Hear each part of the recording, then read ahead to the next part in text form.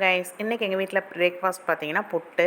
அதுக்கு வந்து பயிரும் நல்லாயிருக்கும், பப்படம் நல்லாயிருக்கும். பாசி பருப்பை வச்சு இன்றைக்கி ஒரு கோழிக்கோடு ஸ்டைலு குழம்பு எப்படின்னு பார்க்கலாம்.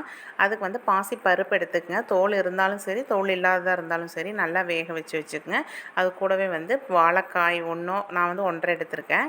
இப்போ ஒரு பேனில் வந்து தேங்காய் எண்ணெய் ஊற்றி கடுகு உளுந்து போட்டு கொஞ்சமாக ஜீரகம் போட்டு நல்லா பொரிஞ்சதுக்கப்புறம் சின்ன வெங்காயம், காரத்துக்கு அளவாக பச்சை மிளகாய் வந்து நிறைய போட்டுக்கங்க. கருகாப்பில் போட்டு நல்லா வணங்கினதுக்கப்புறம் இந்த பாசி பருப்பை எடுத்து ஊற்றிட்டு இந்த வாழைக்காயை வந்து ஓரளவுக்கு மீடியம் சைஸாக கட் பண்ணி அதையும் உள்ளே போட்டு அது கூடவே மஞ்சத்தூள், கொஞ்சமாக சாம்பார் தூள், உப்பு போட்டு நல்லா காய் வந்ததுக்கப்புறம் இறக்குனிங்கன்னா சூப்பரான காம்பினேஷன் வந்து ரெடி ஆயிரும். கண்டிப்பாக ட்ரை பண்ணி பாருங்கள். என்ன தான் நம்ம குழம்பு வச்சு கொடுத்தாலும் எங்கள் நிதிக்குட்டி வந்து புட்டுனா பனானாவும் சர்க்கரையும் தான் அவனுக்கு பிடிக்கும். அதை அப்படியே மைண்டில் செட் பண்ணியாச்சு, மாற்றவே முடியல.